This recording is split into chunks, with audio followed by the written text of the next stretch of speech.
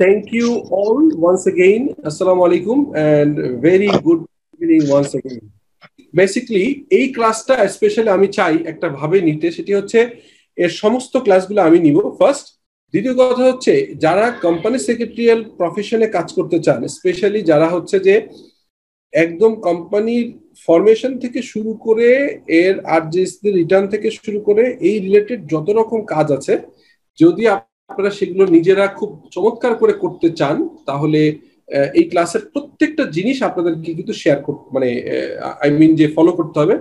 তো আমি আপনাদেরকে রিকোয়েস্ট করবো যে ক্লাসগুলো খুবই মনোযোগের সাথে খেয়াল করবেন, আপনাদের 100% কনসেন্ট্রেশন চাচ্ছি। এক সেকেন্ড হচ্ছে যে ক্লাসটা সবগুলো ক্লাসই প্রায় অলমোস্ট 10টা ক্লাস আমি নিজেই নিব ইনশাআল্লাহ, আমি আশা করি যদি আল্লাহ তাআলা সুস্থ রাখেন।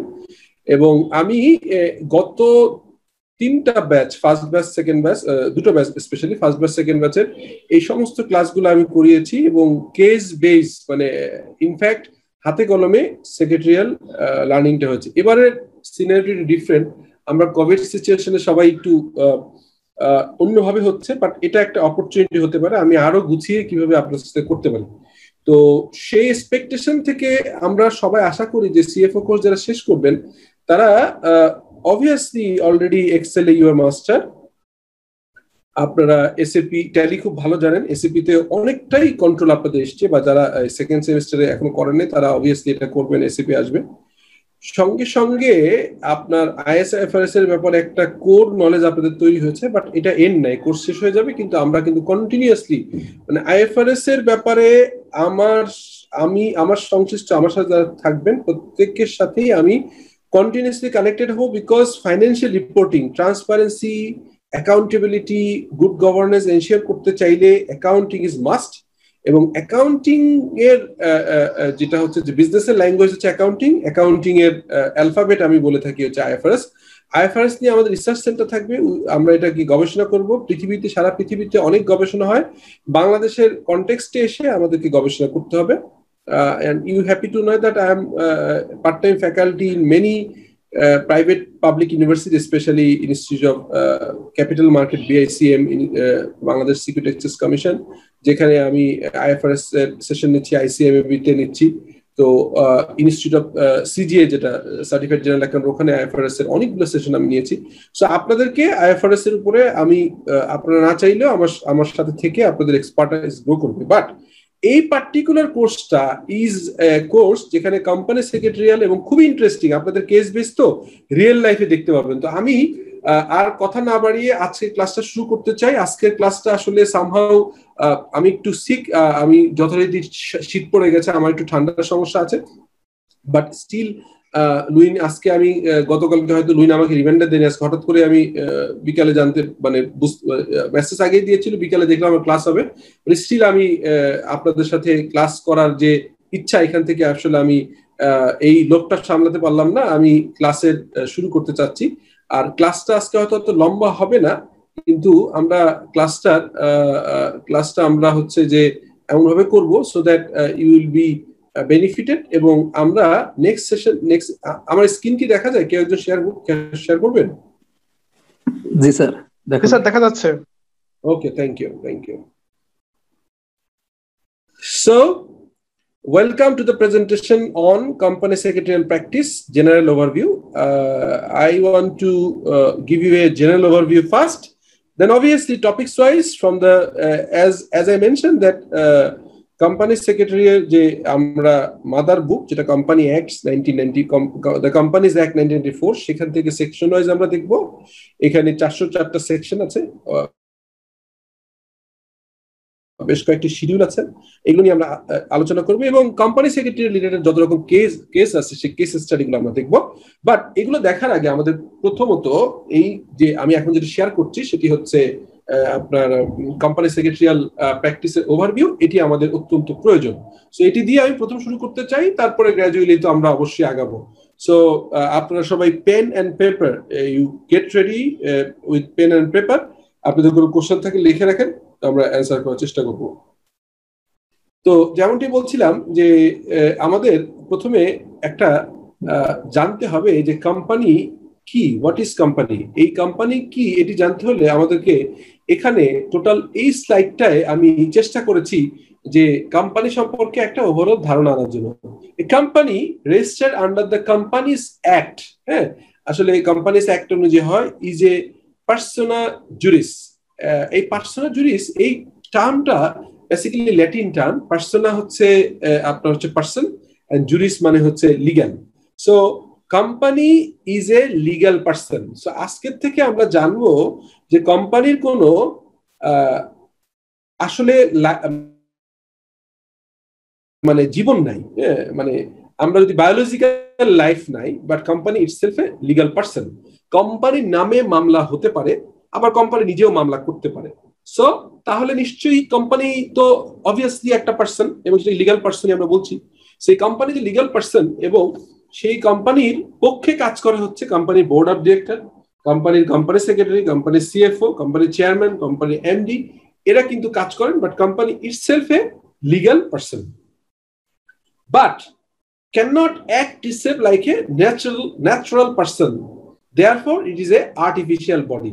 আমি যেমনটি বলছিলাম যে company is a legal person, no doubt about that, but fact is that it is not a natural person. It is like a artificial body associated by legal persons, that is হচ্ছে কি আছে, members, shareholders, owners, হ্যাঁ। So company অ্যাক্টে recently একটা খুব চমৎকার change এসছে, আমার ভিডিওতে আছে। আমি রিকোয়েস্ট করব যারা এই সেশনে আপনারা জয়েন করছেন, আমি এই আপনাদের যে ব্যাচটি, এই ব্যাচের আমি আমার আগের সেশনের সমস্ত ভিডিওগুলো নুইনকে রিকোয়েস্ট করব যে আমার ইউটিউব চ্যানেল থেকে লিঙ্কগুলো দেয়া, তাহলে হয় কি অলরেডি ক্লাস নেওয়ার আগেই আপনারা একটা সার্টেন লেভেলের নলেজ গ্যাদার করবেন। এখানে সব কভার করা আছে, এবং আপনাদের হাতে কোম্পানি সেক্রেটারিয়ালের উপর একটা বই আমি গত এক বছর না 1.5 বছর যাবত আমরা চেষ্টা করছি বাংলায় ডিটেইল করা কেস সহ, সেটি দেখি ক্লাস শেষ করার আগে আপনাদের হাতে তুলে দিতে পারি কিনা। সো এই বিষয়ে আমি আপনাদেরকে এক্সপার্ট একটা পজিশনে নিতে চাই, আমি আপনাদেরকে চাই যে আপনারা এক্সপার্ট হন। So company is a miniature republic. হ্যাঁ, কেন মিনিয়েচার রিপাবলিক বলছে? ম্যানেজড অন ডেমোক্রেটিক প্রিন্সিপাল এবং managed by elected board of directors, এবং head of board of directors কে বলা হয় chairman, and chief executive of the company is managing director. আচ্ছা, এখন আপনারা আমাকে বলেন যে এই জায়গাতে কোনো বুঝতে অসুবিধা আছে কিনা। প্রথম সংজ্ঞা কোম্পানির সংজ্ঞা দিয়েছি, পরে বলেছি যে কোম্পানি একটা মিনিয়েচার রিপাবলিক, একটা রাষ্ট্র যেমন একটা খুব বড় জায়গা রাষ্ট্র থাকে, রাষ্ট্র যেরকম একটা রিপাবলিক, কোম্পানি ইটসেলফ এ মিনিয়েচার মানে ছোট আকারের একটা রিপাবলিক, এবং এটা ডেমোক্রেটিক প্রিন্সিপাল ফলো করে। এখানে managed by the board elected board of directors, এবং head of the board of directors is basically chairman, and chief executive মানে একটা দেশের রাষ্ট্রপতি যেমন হচ্ছে রাষ্ট্রের প্রধান, আবার সরকার প্রধান হন প্রধানমন্ত্রী। আমাদের দেশের রাষ্ট্র ব্যবস্থা এরকম আছে। সো প্রধানমন্ত্রী basically the chief executive of the country, Honorable Prime Minister is the chief executive of our country, and then the President is basically the head of the state, রাষ্ট্রের প্রধান। সম্মানের জায়গা থেকে রাষ্ট্রপতির অবস্থান অনেক উপরে, but administrative power is lie with the Honorable Prime Minister. কেউ একজন বলেন বা আপনারা শেয়ার করেন এখানে বুঝতে কোনো অসুবিধা আছে কিনা। আমি খুব ইজি ভাবে কোশ্চেন ছিল স্যার, জি একটা কোশ্চেন ছিল স্যার। বলেন প্লিজ। স্যার ডেমোক্রেটিক প্রিন্সিপালটা বুঝি না স্যার। ও আচ্ছা, ডেমোক্রেটিক প্রিন্সিপাল মানে হচ্ছে আপনার আমাদের দেশের ডেমোক্রেটিক কান্ট্রি ডেমোক্রেসি বুঝেন তো, বাংলাদেশ একটা ডেমোক্রেটিক কান্ট্রি এটা বুঝেন তো, বা পৃথিবীতে ডেমোক্রেসি কিভাবে কাজ করে এটা বুঝেন তো? জি স্যার। কিভাবে হয় বলেন তো, কেন ডেমোক্রেসি বলা হয় বাংলাদেশ বা অন্য দেশকে কেন বলা হয়? আপনাকে আমি আপনার উদাহরণ দিয়ে বুঝাই দিচ্ছি, বলেন তো কেন বলা হয় ডেমোক্রেটিক কান্ট্রি বলা হয় কেন? রাষ্ট্রের সমস্ত ক্ষমতার মূলে কারা আছে বলেন তো? রাষ্ট্রের ক্ষমতার অধিকারী কারা, মালিক কারা, রাষ্ট্রের মালিক কারা, ওনার কারা? জনগণ স্যার। জনগণ। এবার আসেন একটা কোম্পানির ওনার কারা? Public shareholder sir. শেয়ারহোল্ডার। তাহলে একটা দেশের জনগণ মালিক হয়, একটা কোম্পানির শেয়ারহোল্ডার হচ্ছে ওনার। মিল আছে কিনা? জি স্যার। এবার আসেন জনগণ ভোটের মাধ্যমে কি করে এমপি নির্বাচন করে না? জি স্যার। এমপি থেকে মন্ত্রিসভা হয়, তাই তো? জি স্যার। আর মন্ত্রিসভা থেকে প্রধানমন্ত্রী হয়, তাই তো? এভাবেই আসে তো? জি স্যার। তাহলে এখন শেয়ার হোল্ডারদের ভোটে বা তাদের সিলেকশনে আপনার বোর্ড অফ ডিরেক্টর নির্বাচিত হয়। সেই বোর্ড অফ ডিরেক্টর থেকে একজন ম্যানেজিং ডিরেক্টর নিয়োগ করা হয়, একজন চেয়ারম্যান নিয়োগ করা হয়। একটা দেশ যেমন হচ্ছে এমপি মন্ত্রী আসে এবং পরবর্তীকালে রাষ্ট্রপতি এবং প্রধানমন্ত্রী হয়, সিমিলারলি একটা কোম্পানির জেনারেল শেয়ার হোল্ডারদের সাপোর্টে ভোটে বোর্ড অফ ডিরেক্টর ইলেক্টেড হয় এবং সিলেক্টেড অথবা ইলেক্টেড হয়। সেই বোর্ড অফ ডিরেক্টরদের মধ্যে থেকে একজন ম্যানেজিং ডিরেক্টর দায়িত্ব পালন করেন এবং চেয়ারম্যান হন। তাহলে কি মিল আছে কিনা ডেমোক্রেটিক প্রিন্সিপালের সাথে? জি স্যার। কোশ্চেনটা করছিলেন কে, kindly please? Sir Delwar Hossain. Delwar, এখন ক্লিয়ার ভাই? জি স্যার। আই হোপ যে পানির মতো ক্লিয়ার হওয়া উচিত। হ্যাঁ, জি স্যার। ঠিক আছে, থ্যাংক ইউ। পরে যাই তাহলে এখন। আচ্ছা, এবার আসেন যে বোর্ড অফ ডিরেক্টরদের, আমরা বোর্ড অফ ডিরেক্টরদের এবার বলছি। The board of director is the top management and brain to achieve the objective and make the company profitable. Board of ডিরেক্টরের মূল উদ্দেশ্য হচ্ছে, board of director is the top management এবং তারা অর্গানাইজেশনের ব্রেন বলা হয়।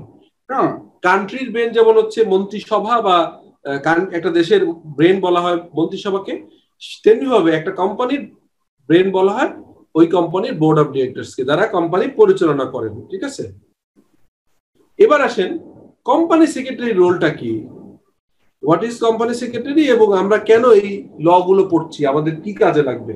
আমরা তো নিজেদের কোম্পানি চালাচ্ছি না, আমরা কাজ করছি। কাজ করতে যে আমাদের কি কি লাগে। তো আমরা কি হতে পারি, আমরা যেমনি সিএফও হতে পারি, তেমনি ভাবে এই কোর্স করে কেউ যদি সিএফও না হয়ে চিন্তা করেন যে আমি কোম্পানি সেক্রেটারি হব, তাহলে কিন্তু কোম্পানি সেক্রেটারি হওয়ার মতো যোগ্যতাও, থিওরিটিক্যাল অ্যাসপেক্ট আমরা অনেকটাই কভার করে দিব। এর বাইরে তো কোম্পানি সেক্রেটারির প্রফেশনাল ডিগ্রিও আছে, ইনস্টিটিউট অফ চার্টার সেক্রেটারি, যেখানে আলহামদুলিল্লাহ আমি ইলেক্টেড কাউন্সিলর এবং এই বছরে আপনার ট্রেজারার হিসেবে আলহামদুলিল্লাহ আমি ইলেক্টেড হয়েছি treasurer of the institute of charter secretary of Bangladesh, যেখানে বাংলাদেশের একমাত্র, যেমন চার্টার অ্যাকাউন্টেন্ট বাংলাদেশের সবচেয়ে ওল্ডেস্ট প্রফেশন, সবচেয়ে প্রমিনেন্ট অ্যাকাউন্টিং প্রফেশনাল, এবং বাংলাদেশের অডিট অ্যাকাউন্টস এর চার্টার অ্যাকাউন্টেন্টদের সবচেয়ে বড়। এর বাইরে ম্যানেজমেন্ট অ্যাকাউন্টিং আছে, কস্ট অ্যান্ড ম্যানেজমেন্ট অ্যাকাউন্টেন্সি। এটা হচ্ছে কস্ট অ্যান্ড ম্যানেজমেন্ট অ্যাকাউন্টেন্সি পেশার মূল একটা একমাত্র অর্গানাইজেশন, যেটি হচ্ছে বাংলাদেশের cost and management accountant produce করে। আর charter secretary is a organisation যারা হচ্ছে কোম্পানি সেক্রেটারি প্রডিউস করে, কিন্তু কোনো এখন পর্যন্ত কোনো আইন নেই যে চার্টার সেক্রেটারি হতেই হবে। ইন ফিউচারে হয়তো সিএমএ, সিএ অথবা চার্টার সেক্রেটারিরাই সাধারণত চার্টার সেক্রেটারি দায়িত্ব পালন করবে, but still you can act as a company secretary, deputy company secretary. But what is the role of a company secretary? An expert in company corporate and securities laws. একটা company secretary হচ্ছে expert হবে যিনি company law এবং securities লর ব্যাপারে। Vital link between the company and its board of director. Company itself একটা legal person, তো কোম্পানির সঙ্গে বোর্ড অফ ডিরেক্টরদের রিলেশনশিপ, বোর্ড অফ ডিরেক্টরদের সাথে শেয়ার হোল্ডারদের রিলেশনশিপ, এবং কোম্পানি যদি লিস্টেড হয় তাহলে অবভিয়াসলি বেশি হয়, আরজেসি সাথে তো থাকেই, এর বাইরে হচ্ছে Dhaka stock exchange, Chittagong stock exchange এবং বাংলাদেশ সিকিউরিটি এক্সচেঞ্জ কমিশন। এই জায়গাগুলোর কানেকশন থাকে হচ্ছে কোম্পানি সেক্রেটারি।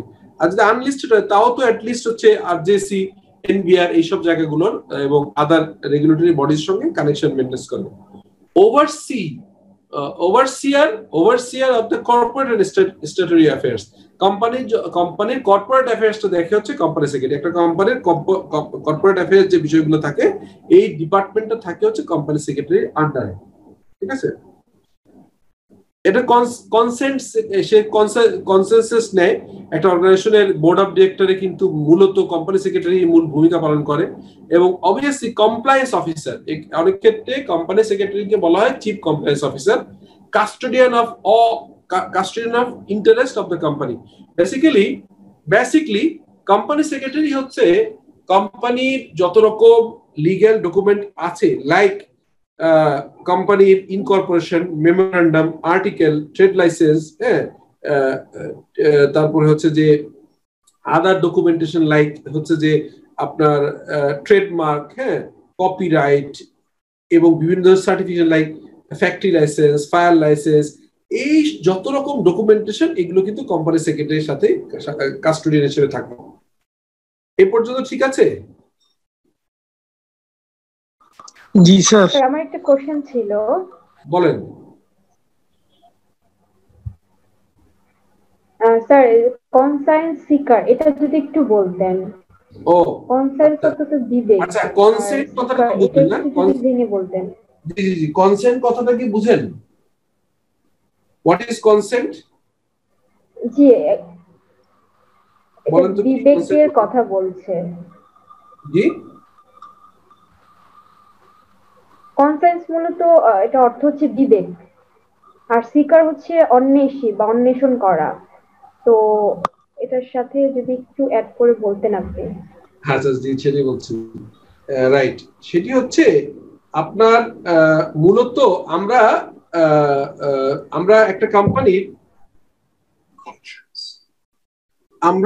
কোম্পানি যখন বিবেক বলি না, ধরেন আপনি মানুষের, যেহেতু কোম্পানি ইটসেলফ কি হচ্ছে যে লিগ্যাল পার্সন, হ্যাঁ, কোম্পানি তো আর মানে আর্টিফিশিয়াল পার্সন, কোম্পানি তো আসলে natural person like human being না।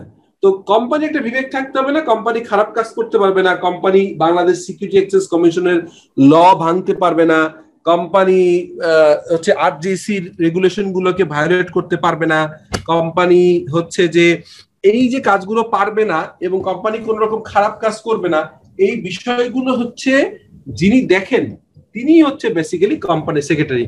তো কোম্পানি সেক্রেটারি এই জন্য বলা হয় হচ্ছে যে একটা কোম্পানির বিবেক, ঠিক আছে, কোম্পানির বিবেক বলা হয়। এবার বোঝা গেছে? জি স্যার। ঠিক আছে, আমরা একটু আগাই। তো তারপরে হচ্ছে আমরা বলছি যে কোম্পানি সেক্রেটারি সংক্ষেপে সিএস বলে। এটা কাকে রিপোর্ট করে বলেন তো? কোম্পানি সেক্রেটারি কাকে রিপোর্ট করে, কেউ একজন বলতে পারবেন? এটা কুইজ আপনাদের জন্য। Board of director. হ্যাঁ, board of director and share holder all general body কি? আচ্ছা, আপনার জেনারেল বডি কি হয় কি, কারণ কি সব মানে যদি বলেন, আমি একটু বুঝাই দিই নাইম ভাই, সেটা হচ্ছে ধরেন আমি তর্কের খাতিরে বলি যে ধরেন যে ল মিনিস্টার, হ্যাঁ, অথবা আপনি ল মিনিস্টার, আপনি বললেন হচ্ছে, আমি তর্কের খাতিরে বললাম যে জাতীয় সংসদের স্পিকার, হ্যাঁ, আচ্ছা, বা কোম্পানি সেক্রেটারি সাসকেন, অথবা আপনি আপনার ল মিনিস্টার, হ্যাঁ।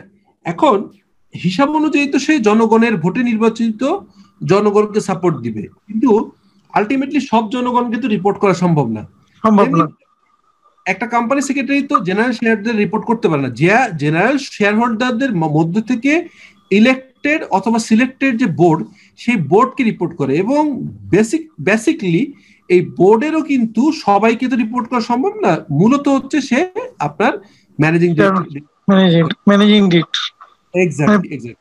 আমি ইচ্ছা করে কিন্তু সময় নিয়ে জিনিসটা পড়াচ্ছি, বাট এই ওকে। আচ্ছা, এবার আসেন ডিউটি এন্ড রেসপন্সিবিলিটি। কি কি ডিউটি এন্ড রেসপন্সিবিলিটি? আমরা জানি যে কোম্পানি ফরমেশন করা, ইনকর্পোরেশন করা, preparation of memorandum of association, article of association করা, induction of the member, share হোল্ডারদের ইন্ডাকশন করা, বা তাদের কোম্পানিতে তাদের যে শেয়ার সার্টিফিকেট দেয়া, অ্যাপয়েন্টমেন্ট অফ ডিরেক্টরস, যখন ভোটের মাধ্যমে কারা ডিরেক্টর হয়েছে এই অ্যাপয়েন্টমেন্টটাও তার হাতে অ্যাপয়েন্টমেন্ট লেটার দিতে হয়, এবং এই কাজগুলো হয়। শেয়ার ট্রান্সফারের কাজ হয়। শেয়ার ট্রান্সফার হয় কোন ফর্মের মাধ্যমে, কেউ বলতে পারবেন? একটা ফর্মের মাধ্যমে শেয়ার ট্রান্সফার। 117 sir, 117 right, 117। হ্যাঁ, আমি আপনাদেরকে এই জিনিসগুলো সব প্র্যাকটিক্যালি দেখাবো। মজার ব্যাপার হচ্ছে কি, আপনারা এই যে নাইম ভাই অনেকদিন চাকরি করে, কিছু জিনিস জানে, আবার কে হয়তো জানে না কিছুটা। তো এখন আপনারা কতটুকু জানেন না, যেহেতু আমি বুঝতে পারছি না, আমি একদম এ থেকে জেড পর্যন্ত সবকিছু বলে যাব, এবং আমি আশা করব যে কেউ যদি ক্লাসটা সবগুলো ফলো করেন, আগের ভিডিওগুলো দেখেন, তাহলে কোম্পানি সেক্রেটারি রিলেটেড কাজগুলো এবং নলেজটা খুব ইজিলি আপনার কাছে আসবে। হ্যাঁ, এর বাইরে আপনাদের একটা বই তো ইনশাল্লাহ ইচ্ছা আছে আপনাদের হাতে বইটা তুলে দেওয়ার জন্য। আমি চেষ্টা করবো যে দ্রুত এটা প্রিন্টিং এ যাওয়া অলমোস্ট শেষ হয়ে গেছে। যাই হোক, ট্রান্সফার অফ শেয়ার আপনাদের আছে। এরপর হচ্ছে drafting of the company document. যত ডকুমেন্ট তৈরি করা হয়, একটা মিটিং মিনিটস তৈরি করার দায়িত্ব কার বলেন তো? একটা কোম্পানি মিটিং হয়, মিটিং এর মিনিটসটা কে লেখে? Company secretary. ওই যে ড্রাফটিং মিটিং মিনিটস, ঠিক আছে। তারপর হচ্ছে কনভে মিটিংস যে হবে, ধরেন এমডি সাহেব বললো কোম্পানি সেক্রেটারি ডেকে যে আগামী 15 দিন পর একটা বোর্ড মিটিং ডাকেন। এই কথাটা ডাকবে কে? ডাকবে তো কোম্পানি সেক্রেটারি, চিঠিটা দেবে কে? কোম্পানি সেক্রেটারি, ঠিক আছে। তো সে কি করবে? কনভে মিটিংস হচ্ছে বোর্ড অফ ডিরেক্টরের মিটিং ডাকবে, জেনারেল মেম্বারদের মিটিং হতে পারে হচ্ছে এজিএম, অ্যানুয়াল জেনারেল মিটিং। অনেক সময় কেস টু কেস ইজিএম করতে হয়, এক্সট্রাঅর্ডিনারি জেনারেল মিটিং। এই সমস্ত মিটিং গুলো ডাকার দায়িত্ব হচ্ছে আপনার কোম্পানি সেক্রেটারি। ইভেন বোর্ড কমিটির বিভিন্ন মিটিং থাকে, বোর্ডের আন্ডারে কতগুলো কমিটি থাকে, যেমন অডিট কমিটি, রেমুনারেশন কমিটি, হ্যাঁ, এই ধরনের কমিটিগুলোর মিটিং ডাকার দায়িত্ব কোম্পানি সেক্রেটারি। মোট কথা, যতই স্ট্যাটারি মিটিং বা যত বোর্ড লেভেলের মিটিং বা জেনারেল শেয়ার হোল্ডার লেভেলের মিটিং, সব মিটিং এর ডাকার দায়িত্ব হচ্ছে company secretary. Other meetings as and when required, যদি অন্য কোনো মিটিং প্রয়োজন হয় সেটাও সে ডাকবে। তারপর কি হচ্ছে? ডিলিং দ্য মিটিংটা শুরু করে কিন্তু কোম্পানি সেক্রেটারি। বলে যে আমাদের লেটস সে বলে যে we are going to start our 46 annual general meeting, অথবা we are going to start our 115th board of directors meeting, the agendas are, এরকম বলে শুরু করে। আমি এই কারণে আপনাদেরকে একটা বোর্ড মিটিং এর নোটিশ কিভাবে ডাকতে হয়, একটা মক, আমার একটা ইচ্ছা আছে কি, এবার আপনারা প্লাস ফার্স্ট ব্যাচ সেকেন্ড ব্যাচকে ইনভাইট করব। আমার একটা প্ল্যান আমি এখনই মাথায় আসলো। আমাদের সিটি সেন্টার যে ক্যাম্পাস, মেইন ক্যাম্পাস, আমার তো আরো 2টা ক্যাম্পাস আছে। মেইন ক্যাম্পাসে একটা হচ্ছে যে ওটা 7 পাশে, একটা হচ্ছে আমাদের এখানে। তো যেটা হচ্ছে যে আমাদের মেইন ক্যাম্পাসে আমাদের একটা বোর্ড মিটিং এর মক আপনাদের করাবো, বা একটা মিটিং কেমন হয়। সো এটা কিন্তু স্মার্ট একটা ওয়ে, যে আমরা যদি এটাকে ডেমনস্ট্রেট করতে পারি যে কিভাবে কথা বলতে হয়, তাতে করে আমাদের কমিউনিকেশন স্কিলও ঠিক হবে, আবার ইয়েটাও হবে। হ্যাঁ, যাই হোক, ডিলিং উইথ মিটিং, কনভে মিটিংটা হয় বোর্ড অফ ডিরেক্টরস এবং কমিটি মিটিং গুলো। আচ্ছা, অ্যাসুরিং কোরাম, প্রত্যেকটা মিটিং এর একটা কোরাম থাকে। কোরাম কথাটা বুঝেন কেউ? What is quorum? G sir. Minimum 1/3 minimum member of meeting. Minimum মেম্বারদের পার্টিসিপেন্ট স্যার। রাইট। তো কোরামটা আসলে ওইটাও আপনাদেরকে পড়াবো। মানে প্রত্যেকটা মিটিং এর একটা নির্দিষ্ট কোরাম আছে, বোর্ড মিটিং এর কোরাম আছে, এজিএম এর কোরাম আছে। সেই জিনিসগুলোর সংখ্যাটা এক একটা কোম্পানি এক একটা জায়গায় একরকম। তো মানে হচ্ছে পাবলিক লিমিটেড কোম্পানি একরকম, প্রাইভেট লিমিটেড কোম্পানি একরকম, বোর্ড মিটিং এর কোরাম একরকম, আর্টিকেলে লেখা থাকলে একরকম, না লেখা থাকলে আপনার মানে যদি না লেখা থাকে, আর্টিকেল লেখা থাকলে একরকম, না লেখা থাকলে জেনারেল রুল আছে। তো এগুলো আপনারা ওয়ারিড হবেন না, এগুলো সবই আসবে। এখন জেনারেলি একটা ওভারভিউ দিচ্ছে, প্রত্যেকটা টপিকসে আমি ডিটেল করবো ইনশাল্লাহ।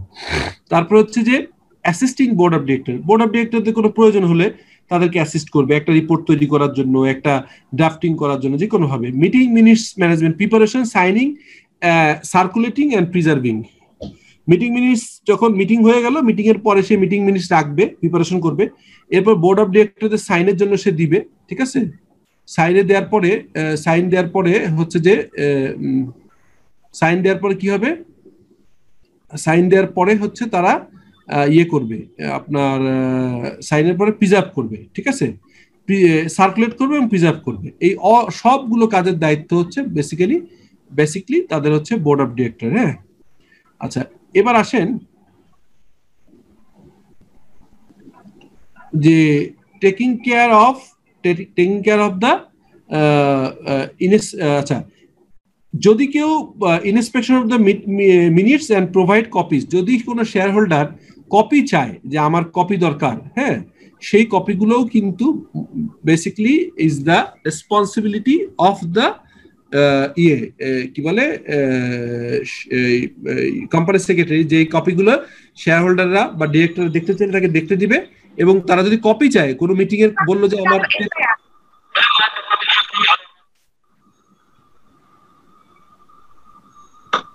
33তম মিটিং এর কপি চাই, যদি বলে 33তম মিটিং এর কপি দিতে হবে।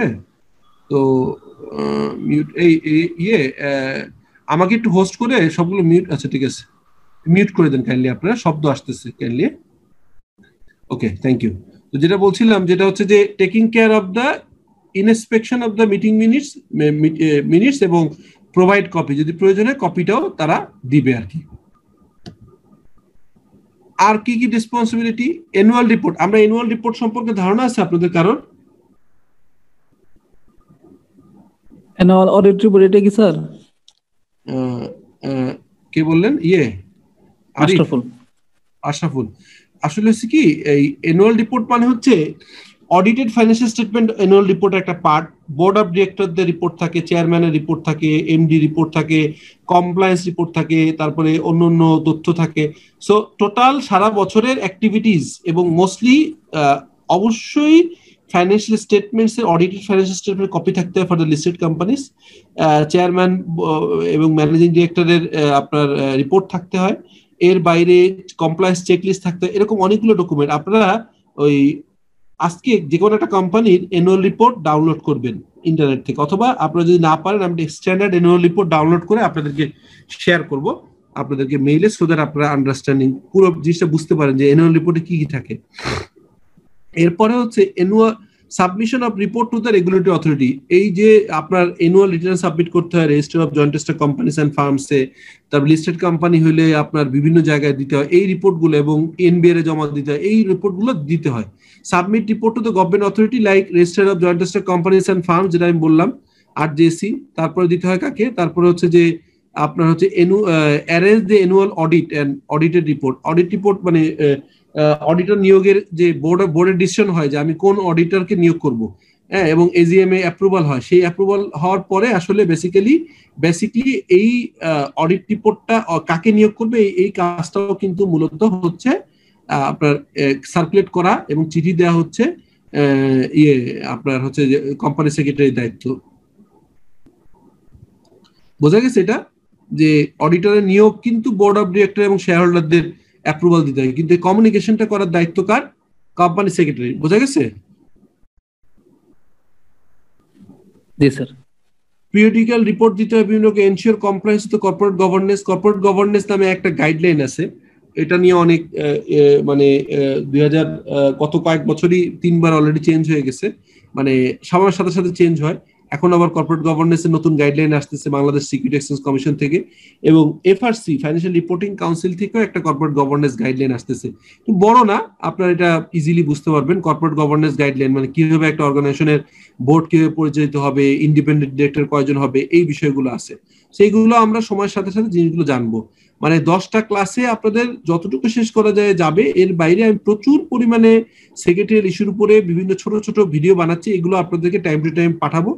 আমার একটা রিকোয়েস্ট হচ্ছে যে যারা আগের কোর্সগুলো শেষ করছেন, এই কোর্সটা যেহেতু আমি A to Z নিব, এই কোর্সে আপনারা মাস্টার হইতে হবে। মানে যে কেউ মনে করবে যে না you know almost everything, at least আপনি প্র্যাকটিসে হয়তো চার্টার সেক্রেটারি কতটা প্র্যাকটিস করার সুযোগ পাবেন আমি জানি না।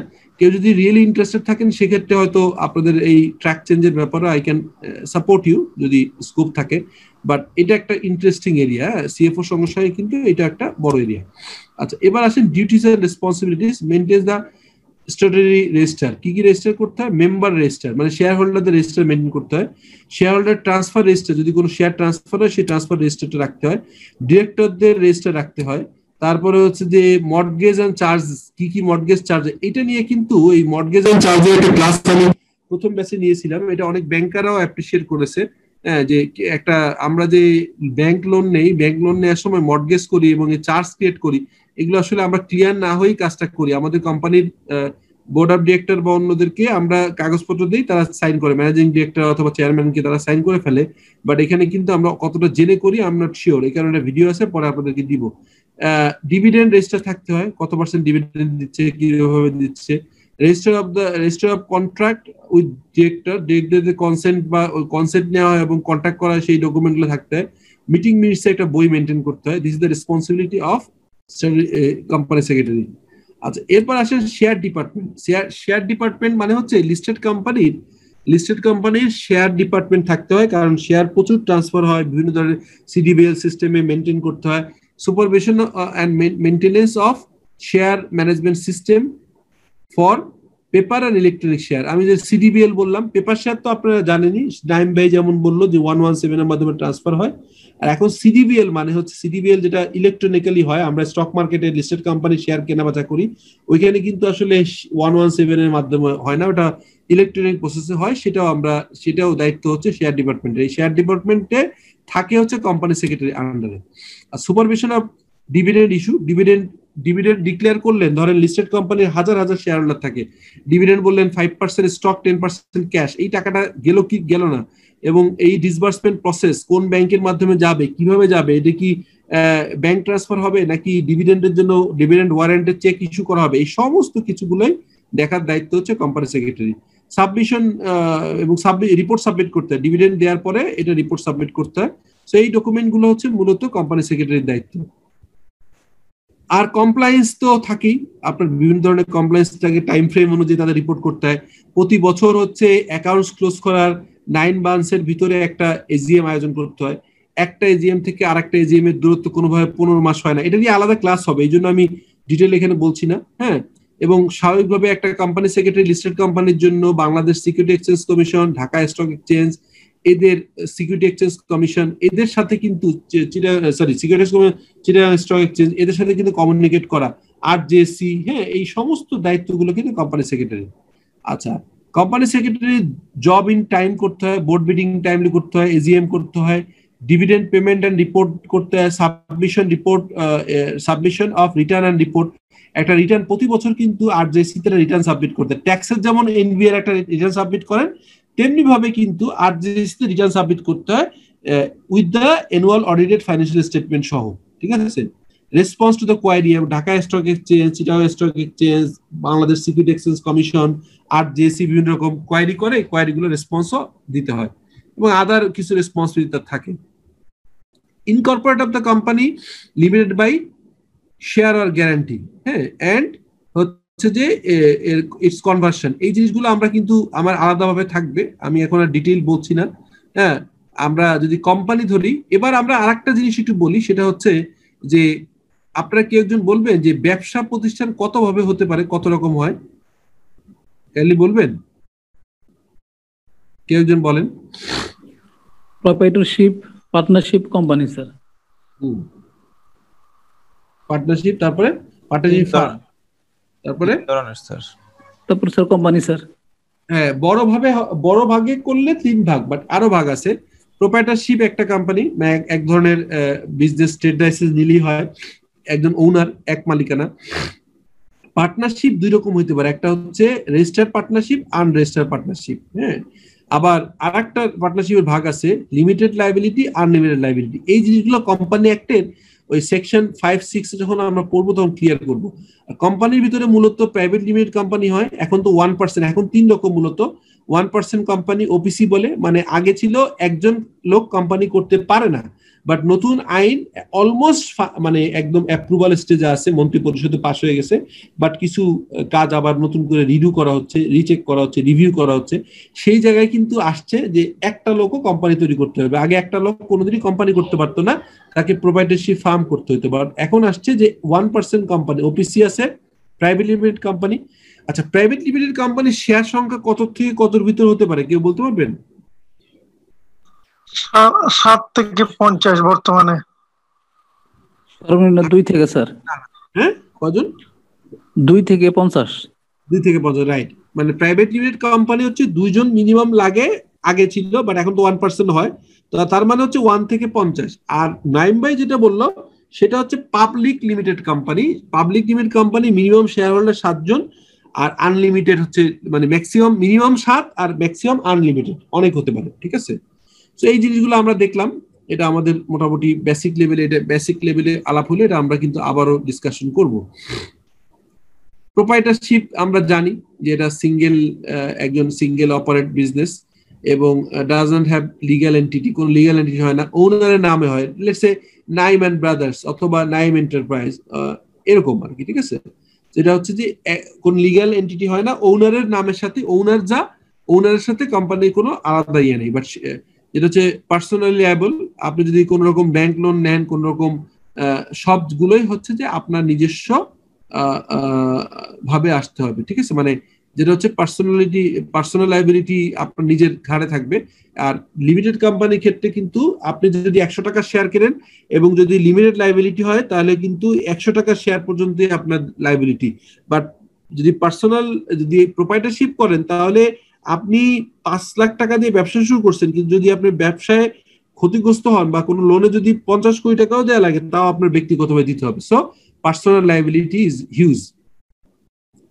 আচ্ছা, এখানে বড় ব্যাংক টাকা দিতে চায় না প্রাইভেট কোম্পানির, কারণ ব্যক্তি সর্বস্ব, তো ব্যক্তি মারা গেলে কোম্পানি বন্ধ হয়ে যায়। সেই কারণে আসলে আলটিমেটলি প্রোপাইটারশিপ যে ফার্ম হয় সেই ফার্মে সাধারণত বড় লোন টোন দিতে চায় না, কেউ বাকি দিতে চায় না।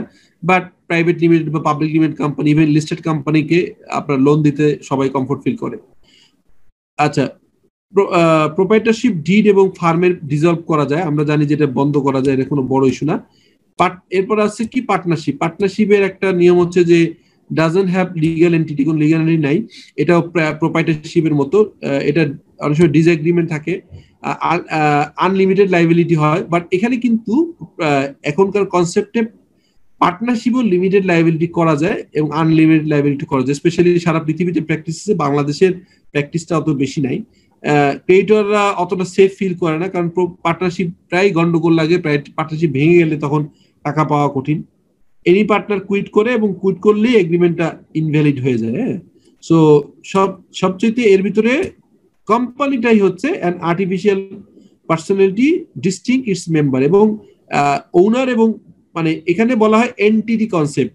শেয়ার হোল্ডার বা ওনাররা আর কোম্পানি দুইটা লিগ্যাল ডিফারেন্ট এন্টিটি, একজনের সাথে একজনের কোনো মিল নাই, মানে তারা কোনো একজন মানে দুটো লিগ্যাল সেপারেট এন্টিটি। এমন না যে প্রোপাইটারশিপের মতো মালিকই সব, মালিকের নামে কোম্পানি, মালিক যা কোম্পানিতেই কোনো ডিফারেন্স নেই। বাট প্রাইভেট লিমিটেড কোম্পানির ক্ষেত্রে প্রোপাইটার এবং হচ্ছে মানে ওনাররা, মানে সরি কোম্পানির ক্ষেত্রে ওনাররা মানে শেয়ার হোল্ডার, ডিরেক্টর এবং কোম্পানির ভিতরে আসলে সেপারেট লিগ্যাল এন্টিটি। এবং এটা হয় incorporate under the act, is an artificial person recognize in the eye of law. যেটা হচ্ছে একটা কোম্পানি কিন্তু মামলা করতে পারে, কোনো ধরেন একটা কোম্পানি অন্য কোনো কোম্পানি বা ব্যক্তির নামে মামলা করতে পারে, আবার অন্য কোনো ব্যক্তি বা কোম্পানিও এই কোম্পানির নামে মামলা করতে পারে, কিন্তু প্রোপাইটারশিপ ফার্মের নামে আসলে মামলা হয় না, মামলা হয় প্রোপাইটারের নামে। কিছু কিছু অ্যাডভান্টেজ এবং ডিসঅ্যাডভান্টেজ আছে। কি কি অ্যাডভান্টেজ এবং কি কি ডিসঅ্যাডভান্টেজ আছে সেটা দেখি আমরা। সেটি হচ্ছে কোম্পানির ক্ষেত্রে হ্যাভিং লিগ্যাল এন্টিটি আর লিগ্যাল ম্যানেজমেন্ট টুলস। এখানে আসলে লিগ্যাল ম্যানেজমেন্ট টুলস অ্যাপ্লাই করা যায় টু ম্যানেজ, মানে এটা একটা যেহেতু একটা legal person, legal entity, artificial entity, so এখানে কিন্তু সুবিধা আছে কিছু কিছু। এবং ইনভেস্টরদের হচ্ছে ইনভেস্টররা কমফোর্ট ফিল করে বেশি এইখানে লোন দিতে। মানে প্রাইভেট লিমিটেড কোম্পানিতে যতটা প্রোপাইটারশিপ ফার্ম অথবা পার্টনারশিপে একজন লোক যতই ডিসকমফোর্ট ফিল করে, এখানে কিন্তু মানে মোটামুটি ইনভেস্টরদের ইন্টারেস্ট প্রোটেক্ট করা আছে comparatively. Liability of the members are limited. Private limited কোম্পানির ক্ষেত্রে যদি লিমিটেড কোম্পানি হয়, আনলিমিটেড লায়াবিলিটি কোম্পানি হইলে তখন আর এই কথাটা প্রযোজ্য হবে না। হ্যাজ পারপেচুয়াল সাকসেশন, মানে এই কথাটা অর্থ কি বুঝছেন? এটা কি বলছি? হ্যাজ পারপেচুয়াল সাকসেশন, প্লিজ কেউ একজন বলেন। হ্যালো, হ্যাঁ বলেন। উত্তরাধিকার মানে কেউ যদি কোন শেয়ার হোল্ডার, মানে এটার উত্তরাধিকার আছে আর কি, যে কোম্পানির। Right right. আসলে কি মানে উনি যেটা বলার চেষ্টা করেন, নাইম ভাই জিনিসটা বুঝছে। হ্যাঁ ঠিক আছে, আপনি একটু মিউট করে রাখেন। সেটা হচ্ছে যে পারপেচুয়াল সাকসেশন মানে হচ্ছে ওনার মারা গেলে, যেমন প্রোপাইটারশিপ ফার্মে যদি ওনার মারা যায় কোম্পানিও বন্ধ, প্রোপাইটারশিপ ফার্ম বন্ধ। হ্যাঁ, কিন্তু কোম্পানি যদি মারা যায় তার হচ্ছে ট্রান্সমিশন অফ শেয়ার হয়, মানে তার যারা ঔরস, তারা উত্তরাধিকার, তাদের নামে কিন্তু শেয়ার ট্রান্সফার হয়ে যায় আইনের নিয়ম অনুযায়ী। হ্যাঁ, মুসলিম পারিবারিক আইন অনুযায়ী বা অন্য ধর্মের যে আইন আছে সেই অনুযায়ী বা রাষ্ট্রীয় আইন অনুযায়ী প্রত্যেকের শেয়ার তাদের সাকসেসরদের নামে চলে যায়, কোম্পানি বন্ধ হয়ে যায়। তার মানে মালিক মারা গেলেও কিন্তু কোম্পানি বন্ধ হয় না প্রাইভেট অথবা পাবলিকের ক্ষেত্রে, কিন্তু প্রোপাইটারশিপের বা পার্টনারশিপের কিন্তু ওনাররা মারা গেলেই কোম্পানি বন্ধ হয়ে যায়। এই জন্য বলছে পারপেচুয়াল। পারপেচুয়াল মানে হচ্ছে যেটাকে বলা হচ্ছে কন্টিনিউয়াস, যেটা বন্ধ হয় না। হ্যাঁ, এটাকে বলা হয়। ঠিক আছে। আচ্ছা, ইজি ট্রান্সফার অফ ওনারশিপ। এখানে 117 এর মাধ্যমে private limited company easily share transfer করা যায়। পাবলিক লিস্টেড হলে তো আরো ইজিলি প্রতিদিনই স্টক মার্কেটে সিডিএল সিস্টেমের মাধ্যমে শেয়ার ট্রান্সফার হয়। আর প্রাইভেট লিমিটেড কোম্পানির এগেইনস্টে মামলা করা যায়, বাট প্রাইভেট লিমিটেড কোম্পানি নিজে মামলা করতে পারে, এটা অলরেডি আমি বলেছি। ডিসঅ্যাডভান্টেজ হচ্ছে must have it's accounts audited. Private limited কোম্পানির ক্ষেত্রে কিন্তু বা পাবলিক লিমিটেড কোম্পানির আপনার ফাইন্যান্সিয়াল স্টেটমেন্ট অডিট করতেই হয়, কিন্তু কেউ একজন আমাকে বলতে পারবেন যে প্রোপ্রাইটারশিপের ক্ষেত্রে অডিটেড করতে হয় কি হয় না? ম্যান্ডেটরি না স্যার, প্রাইভেট এই প্রোপ্রাইটারশিপের ক্ষেত্রে আসলে ম্যান্ডেটরি না, ইয়েস রাইট। এবং প্রোপ্রাইটারশিপের ক্ষেত্রে মিটিং করা কিন্তু ইয়ে না, মানে ম্যান্ডেটরি না, কিন্তু প্রাইভেট লিমিটেড কোম্পানির ক্ষেত্রে বছরে কয়টা বোর্ড মিটিং করতে হয় কে বলতে পারবেন? মাস্ট করতে হয় কয়টা, মিনিমাম কয়টা বোর্ড মিটিং করতে হয়? মিনিমাম 4টা। রাইট, মিনিমাম 4টা বোর্ড মিটিং করতে হয় এবং অ্যানুয়াল জেনারেল মিটিং একটা মিনিমাম করতে হয়। বিভিন্ন ধরনের রিপোর্ট সাবমিট করতে হয়, submission of various return and report submit করতে হয় প্রাইভেট এবং পাবলিকের ক্ষেত্রে। তাদের এখানে কিন্তু মানে কোম্পানি নামে মামলা হইতে পারে, বুঝছেন? আচ্ছা, টাইপ অফ কোম্পানি যেটা আমি আগে বলছি যে private limited company limited by share, number of shares হচ্ছে মিনিমাম 2 থেকে 50 জন, এন্ড ওপিসি আসছে, বোর্ড অফ ডিরেক্টর হচ্ছে 2 জন থেকে মিনিমাম 2 জন, হ্যাঁ, আর ম্যাক্সিমাম হচ্ছে আর্টিকেল অফ অ্যাসোসিয়েশনে বলা থাকে যে যোগ কতজন হবে। আচ্ছা, can not offer share to the general public, মানে প্রাইভেট লিমিটেড কোম্পানি কিন্তু আপনার যে কোনো সময় পাবলিকলি অফার করতে পারে না, কিন্তু পাবলিক লিমিটেড কোম্পানি কিন্তু প্রাইভেট প্লেসমেন্ট সহ স্টক এক্সচেঞ্জের মাধ্যমে শেয়ার ট্রান্সফার, শেয়ার সেল করার অফার করতে পারে। কিন্তু প্রাইভেট লিমিটেড কোম্পানি কিন্তু অ্যামং দ্য শেয়ার হোল্ডারের মাধ্যমে অফার করতে হয়, সবাইকে যে জনে শেয়ার সেল করার অফার করতে পারে না। ট্রান্সফার অফ শেয়ার রেস্ট্রিক্টেড, ওই যেটা বললাম সবাইকে করা যায় না, ঠিক আছে? এটুকু বোঝা গেছে কিনা? জি স্যার। প্রাইভেট, এবার আসেন যে public limited company limited by share, এখানে কি হয়? নাম্বার অফ শেয়ার মিনিমাম হচ্ছে 7 জন, যেটুকু নাইম ভাই বলতেছিলাম, আমরা বলতেছিলাম যে পাবলিক লিমিটেড কোম্পানি মিনিমাম 7 জন, ম্যাক্সিমাম হচ্ছে unlimited. Board of director minimum 3 জন। আগের বোর্ড ছিল, প্রাইভেটের বোর্ড সংখ্যা কয়জন ছিল বলেন তো? 2 জন। আর পাবলিকের ক্ষেত্রে মিনিমাম কয়জন? 3 জন। Right. Can offer share to the general public, এটা ওইটা পারে না, প্রাইভেট লিমিটেড কোম্পানি পারে না, কিন্তু পাবলিক কিন্তু পারে। আচ্ছা, ট্রান্সফার অফ শেয়ার, এটা কোনো রেস্ট্রিকশন নাই, নো রেস্ট্রিকশন ইজ দেয়ার। এরপরে কোম্পানি লিমিটেড বাই গ্যারান্টি, এটা হচ্ছে যে উইদাউট শেয়ার ক্যাপিটাল থাকে না, বিজনেসে যতটুকু প্রয়োজন হয় ততটুকুই তাদের দিতে হয় guarantee. Liability is limited undertaking, মানে কতটুকুর মাধ্যমে, গ্যারান্টির মাধ্যমে যেটুকু বলবে সেটুকু হচ্ছে লিমিটেড। আচ্ছা, এখানে নন প্রফিট হয় সাধারণত এগুলা, মানে লিমিটেড বাই গ্যারান্টি কোম্পানিগুলো সাধারণত নন প্রফিট হয়, এটা গেল। এর বাইরে আনলিমিটেড কোম্পানি হচ্ছে either with or without share capital. Unlimited company share capital থাকতে পারে, নাও থাকতে পারে। আনলিমিটেড লায়াবিলিটি অব্লিগেশন, মানে যত ব্যবসা লাভ লস হবে, যত দায় দায়িত্ব সবাই হচ্ছে শেয়ার হোল্ডার থাকবে। বোঝা গেছে তো? 4টা কোম্পানির 4টা ভাগ বোঝা গেছে। এখানে আরেকটা অ্যাড হবে, আইনটা পাস হয় নাই দেখে আমি আনি নাই, সেটা হচ্ছে ওপিসি। প্রথমে হবে 1% কোম্পানি, আর তারপরে তখন 5টা ভাগ হয়ে যাবে, ঠিক আছে? বোঝা গেছে?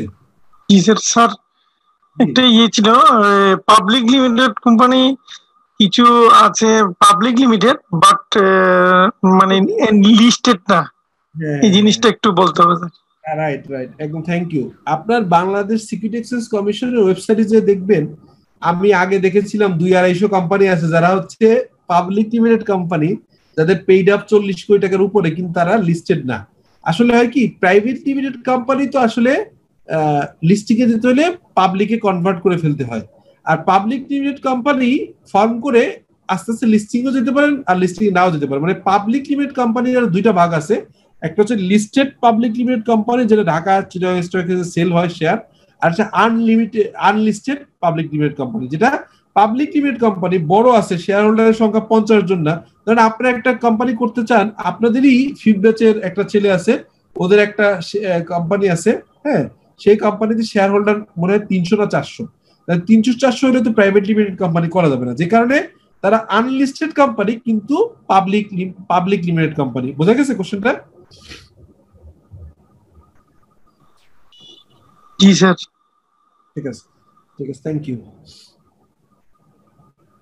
আচ্ছা, এবার আসেন কিভাবে ইনকর্পোরেশন নিতে হয়, একটা কোম্পানি কিভাবে তৈরি করবেন। প্রসেসটা হচ্ছে প্রমোশন স্টেজ, মানে প্রমোশন তো বুঝতে পারছেন, তৈরি করার সময় স্টেজ, তারপর ইনকর্পোরেশন রেজিস্ট্রেশন স্টেজ, তারপর কমেন্সমেন্ট অফ বিজনেস শুরু করার। প্রথমটা হচ্ছে যে আপনি জাস্ট করলেন, মানে শুরু করবেন, এরকম আলোচনা করে কয়েকজন মিললেন, বন্ধু বান্ধব মিলেই সাধারণত করে বা পার্টনাররা মিলে করে অথবা ফ্যামিলি মেম্বারও করে। প্রমোশন স্টেজে কিছু কাজ থাকে, তারপরে রেজিস্ট্রেশনের স্টেজে মেমোরেন্ডাম প্রিপারেশন, আর্টিকেল প্রিপারেশন, অন্যান্য প্রিপারেশন থাকে। এরপর কমেন্সমেন্ট অফ বিজনেস, কোম্পানি করলেন, বিজনেস শুরু করলেন। তারপরে থাকে হচ্ছে প্রমোশন স্টেজে কি থাকে, ইনফর্মাল মিটিং হয়। আমরা অনেকবার আমরা এই বন্ধু বান্ধব আমরা প্রায় চার্টার অ্যাকাউন্টেন্ট এবং সিএমএ মিলে, মোস্টলি হচ্ছে চার্টার অ্যাকাউন্টেন্ট অথবা ম্যানেজমেন্ট অ্যাকাউন্টেন্ট, আমরা 20 জনে একটা কোম্পানি করেছিলাম, সবাই হচ্ছে এখানে স্পন্সর ডিরেক্টর। এটা এখন ওই একটা মানে ওয়েল্ডিং রড তৈরি করি আমরা, তো ফ্যাক্টরিও আছে। এই কোম্পানি কিন্তু হচ্ছে আমরা অনেকবার মিটিং করেছি। আমরা শুরু করেছিলাম 2007 সালে, প্রথম 8 সালে মিটিং করতে করতে এসে এই 2019 সালে ফাইনালি, এর আগে টাকা পয়সা জমিয়েছি, টুকটাক ল্যান্ড কিনে টাকা জমাইছি, 19 সালে এসে আমরা ট্রেডিং শুরু করি এবং এখন ম্যানুফ্যাকচারিং শুরু হয়েছে। সো এই বিষয়গুলো কিন্তু মূলত এরকম প্রচুর ইনফর্মাল মিটিং হয়। তারপরে ফর্মাল মিটিং গুলো হয় এবং ডিসিশন নিতে হয়। প্রপোজ কোম্পানি নেম, কি নাম করবেন, এটা নামটা কি হবে, হ্যাঁ, আমাদের কোম্পানির নাম ফ্রেন্ডস ইন্টারন্যাশনাল, এরকম নাম দিতে হয়। সেই নামটা অবজেক্টিভ ক্লজ ঠিক করতে হয়। এটা আমি পুরোটাই আপনাদেরকে দেখাবো। প্রথম ডিরেক্টর কারা হবে, প্রথম চেয়ারম্যান কি হবে, মানে শেয়ার হোল্ডার হয়তো 50 জন, 50 জন তো বোর্ড অফ ডিরেক্টর হইতে পারবে না, হয়তো বললো যে 50 জনের প্রথম রোটেশনে প্রথমে 10 জন হবে বা 12 জন হবে বা 15 জন হবে, দে আর দ্য ফার্স্ট ডিরেক্টর। তারপরে এর ভিতরে কে চেয়ারম্যান হবে, কে এমডি হবে, এগুলো সেট করতে হবে। তারপরে সাবস্ক্রাইবার, মানে কে কত শেয়ার নিবে, এটা ইম্পর্টেন্ট। হ্যাঁ, তার প্রপোজ রেজিস্টার অফিস, কোথায় রেজিস্টার অফিস হবে, হ্যাঁ, এটা ইম্পর্টেন্ট। তারপর প্রমোশন স্টেজ গেল, ইনকর্পোরেশন গেল। ইনকর্পোরেশন স্টেজে প্রথমে আরজিসি থেকে নেম ক্লিয়ারেন্স দিতে হয়। হ্যাঁ, তারপর হচ্ছে ডকুমেন্টেশন কি করতে হয়, কিছু ডকুমেন্ট ফাইল করতে হয়। কি কি ডকুমেন্ট, মেমোরেন্ডাম অফ অ্যাসোসিয়েশন, এটা কোম্পানির সেকশন 5 এবং 6। আমি যেটা আগে বললাম যে মেমোরেন্ডাম কিভাবে করতে হয়, এটা সেশন আছে, আমরা দেখাবো যে মেমোরেন্ডামের 5 এবং 6 এর সেশন আছে। তারপর হচ্ছে আর্টিকেল অফ অ্যাসোসিয়েশন কিভাবে করতে হয়, সেকশন 17 এ বলা আছে। List of director of the particular, list of director কি হবে, এটা 92 সেকশন 92 2 ধারা উপধারায় বলা আছে যে list of the directors and particular, এটা থাকতে হবে। তারপরে ডিরেক্টরস কনসেন্ট নিতে হবে, মানে ডিরেক্টররা থাকতে চাবে কি চাবে না, যে কাউকে আপনি নাম দিয়ে তো করতে পারবেন, একটা ফর্মের মাধ্যমে আপনার ডিরেক্টর কনসেন্ট নিতে হয়, ঠিক আছে। ডিরেক্টরের কন্ট্যাক্ট করতে হয়, কোয়ালিফাইং শেয়ার, যে কেউ তো ডিরেক্টর হইতে পারবে না, ধরলেন আপনি 2%, ধরলেন যে 2% নিচে যদি শেয়ার থাকে সে ডিরেক্টর কোয়ালিফিকেশন হবে না, এটাকে বলে কোয়ালিফিকেশন শেয়ার। মিনিমাম কত শেয়ার হলে একজন বোর্ডে বসতে পারবে সেটার উপরে ডিপেন্ড করে বলা হচ্ছে কোয়ালিফাইং শেয়ার। স্ট্যাটুটরি ডিক্লারেশন, কিছু স্ট্যাটুটরি ডিক্লারেশন আছে, কমপ্লিট করতে হয় যে কি কি ডিক্লারেশন গুলো দিতে হয়। হ্যাঁ, আচ্ছা, রেজিস্টার্ড অফিসের অ্যাড্রেস একটা ইম্পর্টেন্ট ইস্যু, এটা সেকশন 77 এর 2 ধারায় বলা আছে। হ্যাঁ, আর স্ট্যাটুটরি ডিক্লারেশনে কি কি থাকবে, এটা 25 এ আছে। আপনারা একটু এগুলো একটু দেখে নিন, ইন্টারেস্টিং আছে। আপনার কোম্পানি এই যে এখানে একটা কোম্পানির ইনকর্পোরেশন কেমন হয় আপনাদের প্র্যাকটিক্যালি একদম দেখিয়ে দিয়েছি। এটা কাইন্ডলি একটু দেখেন তো, আপনারা কোনো কোশ্চেন আছে কিনা, কি কি থাকে, কেমন হয়, একটু দেখেন কাইন্ডলি।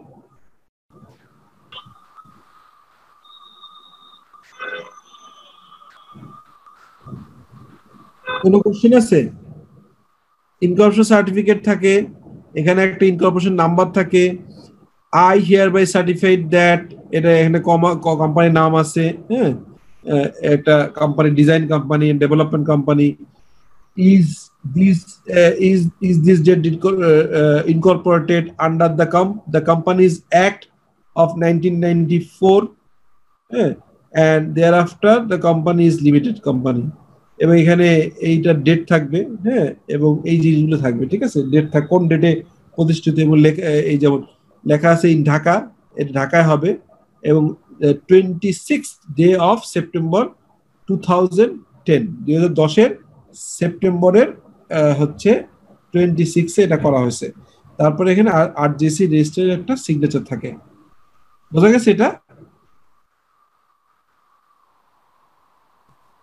জি স্যার। আমাদের যেমন বার্থ সার্টিফিকেট থাকে না, মানুষের বার্থ সার্টিফিকেট থাকে, সেরকম কোম্পানি এটা বার্থ সার্টিফিকেট বলতে পারে।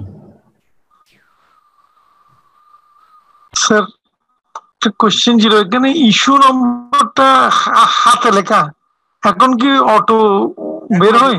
হ্যাঁ, অটো হয়ে গেছে, এই যে এগুলো অটো হয়ে গেছে। এখন তো অটোমেটিক সিস্টেম জেনারেট করে, ঠিক আছে? 10 সালের তো এখন তো অটোমেটেড হয়ে গেছে। এখন এই সিগনেচারও আপনার এরকম ম্যানুয়ালি থাকে না, ঠিক আছে? আপনি চাইলে একটা কপি নিতে পারেন ইয়ে করে, বাট মূলত হচ্ছে যে অটো কম্পিউটার জেনারেটেড হয় এখন। Thank you. ইনকর্পোরেশন হয়ে গেল। ইনকর্পোরেশন হওয়ার পরে হচ্ছে কমেন্সমেন্ট অফ বিজনেস। তখন হচ্ছে যে প্রসপেক্টাস লাগে যদি এটা লিস্টেড এই পাবলিক লিমিটেড কোম্পানি হয়। তারপরে statement in Liu of prospectus নামে একটা জিনিস থাকে। এটা ডিটেইল সব এখন আপাতত জানেন, শুধু টার্মগুলো শিখেন, এটা ডিটেইল থাকবে। কন্ডিশন গুলো ফুলফিল করতে হয়, যেসব কন্ডিশন মিনিমাম সাবস্ক্রিপশন রিসিভ। আপনি যদি কোম্পানি ফার্ম করেন, ওনারা টাকা না দেয়, তাহলে তো আপনার কোম্পানি করে লাভ নেই। সো মিনিমাম সাবস্ক্রিপশন কত সেটা থাকতে হয়। তারপর ডিরেক্টরদের পেইড এগেইনস্ট দেয়ার শেয়ার, ডিরেক্টররা টাকা দিলেই না শেয়ার হোল্ডার হবে, টাকা ছাড়া তো হবে না। তারপর হচ্ছে ফাইলে ডিক্লারেশন, যেটাকে যেটা কন্ডিশন কমপ্লাইট, যেটাকে বলা হচ্ছে কনসেন্ট, ফর্ম 9 এর মাধ্যমে কনসেন্ট দিতে হয়, এগুলো আছে। আপনারা এই কপিগুলো পেয়ে যাবেন ইনশাল্লাহ। এটা আমি পিডিএফ করে আপনাদেরকে দিয়ে দিব, এটা পড়ে নিন। যাই হোক, এটা হচ্ছে একটা আপনার পাবলিক লিমিটেড কোম্পানির একটা ইয়ে থাকলো। হ্যাঁ, certificate of commencement of business সেটা কিরকম হয়, এই সার্টিফিকেট এটা প্রাইভেট লিমিটেড কোম্পানির জন্য প্রযোজ্য না, পাবলিকের জন্য প্রযোজ্য, এটাও দেওয়া আছে এখানে। হ্যাঁ, আপনার এই কপিগুলো প্রয়োজনে আমরা মেইলে দিয়ে দিব আলাদা হবে। কনভার্সন অফ কোম্পানি প্রাইভেট থেকে পাবলিকে যাইতে পারে পরবর্তীকালে।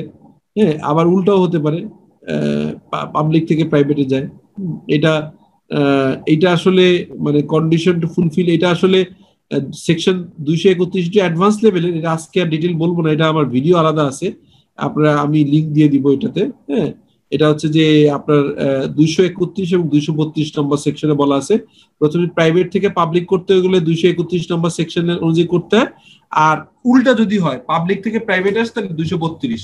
তাহলে এখানে বলা, আপনারা একটা কমন সেন্স থেকে বলেন তো, যে একটা প্রাইভেট লিমিটেড কোম্পানি থেকে একটা পাবলিক লিমিটেড কোম্পানিতে করতে হলে কি কি চেঞ্জ আনতে হবে?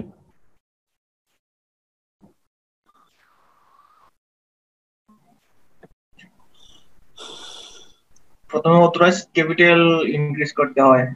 না না না, অথরাইজ ক্যাপিটাল তো আপনার মিনিমাম কোনো বার নাই। আপনার যদি কি করতে হবে, দুজনেই তো অল্প টাকায় সম্ভব। ধরেন 1 লাখ টাকা দিয়ে একটা প্রাইভেট লিমিটেড কোম্পানিও করা যায়, 1 লাখ টাকা দিয়ে একটা পাবলিক লিমিটেড কোম্পানিও করা যায়, ওটা বার না। বার হচ্ছে আপনি একটা জিনিস খেয়াল করেন তো, প্রাইভেট লিমিটেড কোম্পানির শেয়ার হোল্ডারের সংখ্যা কত? 2 থেকে 50, ঠিক আছে? 50, 2 থেকে মিনিমাম। কারো যদি মিনিমাম 2 থাকে বা 7 এর নিচে থাকে, প্রথমে 7 করতে হবে মেম্বার, এক্স্যাক্টলি শেয়ার হোল্ডার এক। দেখেন, আর আমি সিম্পল বলি, দেখেন এই যে নাইম ভাই বলে ফেলছে, সেটা হচ্ছে ধরেন প্রাইভেট লিমিটেড কোম্পানি 2 জনও হতে পারে, 3 জন হতে পারে, 4, 5, 6, 7 থেকে 50। ধরেন একটা প্রাইভেট লিমিটেড কোম্পানি করলেন, আপনি আপনার ওয়াইফ বা আপনি আপনার বাবা অথবা আপনি আপনার মা অথবা আপনি আপনার ভাই বা 3-4 জন মিলে করলেন। যদি এটাকে প্রাইভেট থেকে পাবলিক করতে হয়, প্রথম যে কন্ডিশন মিনিমাম শেয়ার হোল্ডার 7 জন হতে হবে।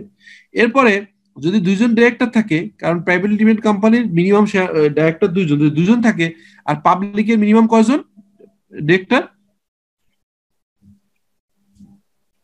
পাবলিকের 7 জন। না না, 3 জন ডিরেক্টর। ডিরেক্টর 3 জন। তাহলে প্রাইভেটের ডিরেক্টরের মিনিমাম কত? প্রাইভেটের কয়জন? প্রাইভেট লিমিটেড কোম্পানির মিনিমাম ডিরেক্টরের সংখ্যা কত? 2। আর পাবলিকের 3। তাহলে যদি 2 জন থাকে তাহলে 3 জন করতে হবে। শেয়ার হোল্ডার সংখ্যা 7 এর নিচে থাকলে 7 করতে হবে, আর ডাইরেক্টরের সংখ্যা 3 এর নিচে থাকলে 3 করতে হবে। সোজা কথা, একদম বাংলা ইজিলি বুঝেন। সেটা হচ্ছে যে একদম স্ট্রেট কথা, যে প্রাইভেট কোম্পানিকে যদি পাবলিকে কনভার্ট করতে হয়, আর ওই প্রাইভেট কোম্পানির শেয়ার সংখ্যা যদি 7 এর নিচে থাকে, তাহলে মিনিমাম 7 করতে হবে ফার্স্ট। দ্বিতীয় কথা, তাদের ডিরেক্টরের সংখ্যা যদি 3 এর নিচে থাকে বা অর্থাৎ 2 থাকে, তাহলে অবশ্যই মিনিমাম 3 করতে হবে। সিম্পল, বুঝা গেছে? জি স্যার। তারপর হচ্ছে যে স্পেশাল প্রভিশন নিতে হয়, এটা একটা পুরো ভিডিও আমার আলাদা আছে, এবং এটাকে প্রসপেক্টাসটাকে তখন, কারণ প্রাইভেট লিমিটেড কোম্পানির প্রসপেক্টাস করতে হয় না, কিন্তু পাবলিকের লাগে, এই জন্য প্রসপেক্টাসটাকে ফাইল করতে হবে। অথবা প্রসপেক্টাসের বদলে আর একটা স্টেটমেন্ট আছে, এটাকে বলে statement in Liu of prospectus. Prospectus মানে ফিজিবিলিটি রিপোর্ট টাইপ, আমরা যে বিজনেসের ফিজিবিলিটি রিপোর্ট করি না, প্রজেক্ট প্রোফাইল করি, this sort of project profile for the companies. Public থেকে প্রাইভেট হলে কি হবে, তখনও যদি মনে করেন যে উল্টা হবে, হ্যাঁ, যদি এমন হয় যে তাদের হচ্ছে যে একটা public limited company share holder সংখ্যা আছে 100, এখন যখনই প্রাইভেট করতে যাবে তখন তার লিমিটটা 50 জিবিতে আনতে হবে। তো প্রথম কাজ হবে, যদি পাবলিক থেকে প্রাইভেটে আসতে হয় তাহলে আসলে শেয়ার হোল্ডারের সংখ্যা কমাইতে হবে, আদারওয়াইজ এটা করা যাবে না। এরকম করে করে মানে কন্ডিশন টু বি ফুলফিল 232 আমি আগেই বলছিলাম আপনাদেরকে, এবং decrease the member up to 50। তারপর হচ্ছে স্পেশাল রেজুলেশন বাই দ্য মেম্বারদের স্পেশাল রেজুলেশন নিতে হয় যে আমি আর পাবলিক থাকবো না, প্রাইভেট লিমিটেড কোম্পানি কনভার্ট হবো। Memorandum article of association change করতে হয়, কারণ আপনার পাবলিক লিমিটেড কোম্পানি আর্টিকেলের যেসব জিনিস লেখা থাকে প্রাইভেটে লেখা থাকে ডিফারেন্ট, এবং সেই কারণে আপনার আর্টিকেল অ্যাসোসিয়েশন অল্টার করতে হয়, চেঞ্জ করতে হয়। এটার ডিটেল ভিডিওটা আছে, আপনারা একটু এই শীটটা দেখবেন আর ভিডিওটা পর দেখবেন, তাহলে আপনাদের, কারণ 10টা ক্লাসে is quite impossible to cover all the course, is huge robust course but easy. এই কারণে আমি যেটা করব, ক্লাসের সঙ্গে সঙ্গে প্রতি ক্লাসের গ্যাপে গ্যাপে আপনাদের ভিডিওটা দিয়ে দিব, আপনারা ওটা দেখে শিখে নেবেন, ওখানে পুরো ডিটেইল বলা আছে। ক্রেডিটরদের একটা কনসেন্ট নিতে হয়, মানে ধরেন আপনি যদি পাবলিক থেকে প্রাইভেটে যান তাহলে আপনার যে ক্রেডিটর আছে, আপনি যার কাছে বাকি যে প্রোডাক্ট কিনেন তাদের থেকে আপনাকে আসলে একটা কনসেন্ট নিতে হবে। ডিলিস্ট করতে হবে, যদি ঢাকা স্টক এক্সচেঞ্জ বা চিটাগাং স্টক এক্সচেঞ্জ যদি লিস্টেড থাকে, লিস্টেড কোম্পানি তো প্রাইভেটে আনা যাবে না, তাহলে আগে কি করতে হবে, কোম্পানি এই আরজিসি না, ঢাকা স্টক এক্সচেঞ্জ এবং চিটাগাং স্টক এক্সচেঞ্জ থেকে আগে ডিলিস্ট করতে হবে, ডিলিস্ট করার পরে পাবলিক থেকে প্রাইভেটে আসতে হবে। বোঝা গেছে এটা এই পর্যন্ত? জি স্যার। ওকে,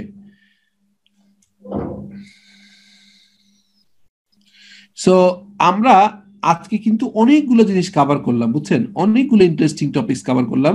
তো আপনারা আশা করি জিনিসটা পুরোটাই বুঝেছেন।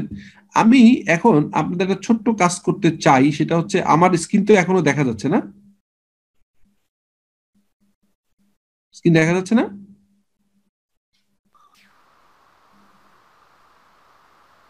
এখন কি স্ক্রিন দেখা যায়? জি স্যার, দেখা যাচ্ছে। তাহলে আমি আপনাদের এর উপরে বেসিকের উপর একটা জিনিস আছে, এখন তো স্ক্রিন দেখা যাচ্ছে না, না? না স্যার। ওকে, আমি একটা সুন্দর চমৎকার জিনিস আপনাদেরকে দেখাই, সেটা হচ্ছে, তাহলে আপনারা আরো ক্লিয়ার হয়ে যাবেন। সেটা হচ্ছে যে, এক সেকেন্ড,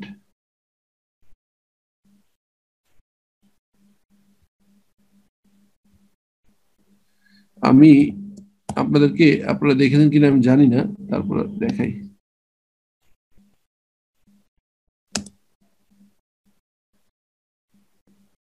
আপনি যদি লেখেন যে ইউটিউবে যে history of company history of company act in Bangla, এটা সার্চ দিলেই কিন্তু অনলি আমার ভিডিওটাই পাবেন। হ্যাঁ, বাংলায় আর হিস্ট্রি অফ কোম্পানি অ্যাক্ট নামে কোনো ভিডিও নাই সারা পৃথিবীতে, একমাত্র সামহ আপনাদের ক্লাসে নিছিলাম আগের ক্লাসগুলো, সেখান থেকে history of company act in Bangla.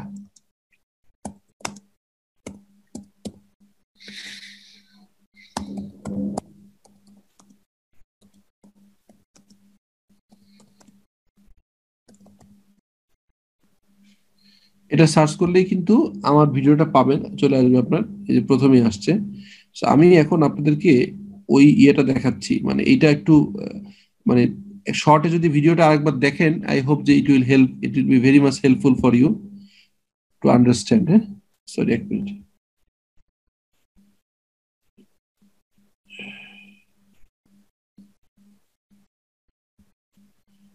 আমি আবার একটু স্ক্রিন শেয়ারে যাচ্ছি।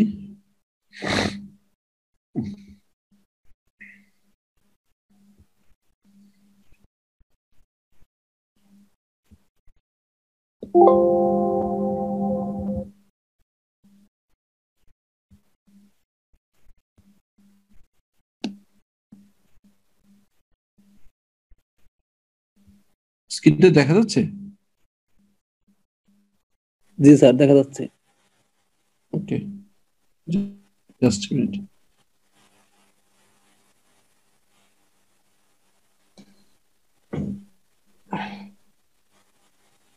Need a professional website? I created one for our startup using Wix. Let me show you how. First, go to wix.com. Our startup is constantly evolving, and we need a website that can do the same. এক second আমি skip করে দিই এটা।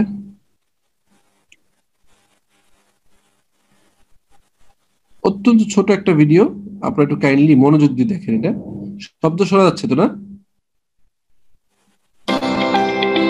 জি sir.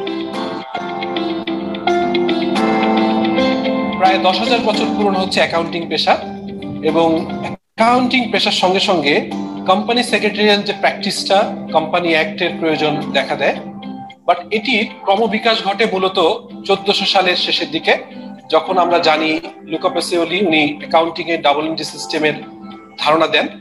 এরপরে Adam Smith, যাকে আমরা ইকোনমিক্সের জনক বলে জানি, অ্যাডাম স্মিথের থিওরির ফলে বিজনেস ঠিক একটি অঞ্চলে থাকে না, এটি গ্লোবালাইজ হয়ে যায়। সারা পৃথিবীতে গুডস এন্ড সার্ভিসেস এক্সচেঞ্জ শুরু হয়। সেই ধারাবাহিকতায় ব্রিটিশ এম্পায়ার, ব্রিটিশের যে সাম্রাজ্য, এখানে কোম্পানি আইন তৈরির একটি প্রয়োজনীয়তা দেখা দেয়। এই ধারাবাহিকতায় 1844 সালে প্রথম বোর্ড অফ ট্রেড, ব্রিটিশ গভর্নমেন্টের একটি সংস্থা, সেটির প্রেসিডেন্ট গ্ল্যাডস্টোন, মিস্টার গ্ল্যাডস্টোন প্রথম উদ্যোগ নেন একটা সার্বজনীন কোম্পানি আইন তৈরি করা। এবং 1844 সালে প্রথম register of joint stock companies act তৈরি করেন। এবং সেই ধারাবাহিকতায় আমরা জানি যে ব্রিটিশরা এক সময় সারা পৃথিবীর প্রায় 2/3 শাসন করতেন। সেই ধারাবাহিকতায় সারা বিশ্বব্যাপী প্রথম কোম্পানি অ্যাক্ট হচ্ছে 1913 সালের কোম্পানি অ্যাক্ট, যেটি এই উপমহাদেশের প্রথম বিজনেস রেগুলেশন হিসেবে আসে। এবং পরবর্তীকালে আমরা দেখতে পারি যে 1900 শতকে যখন দেশ বিভাগ হয়, দ্যাট ইজ ইন্ডিয়া এবং পাকিস্তান দুটি অংশে ভাগ হয়ে যায়, সেই জায়গায় আমরা দেখতে পারি যে বেশ কিছু চেঞ্জ আসে।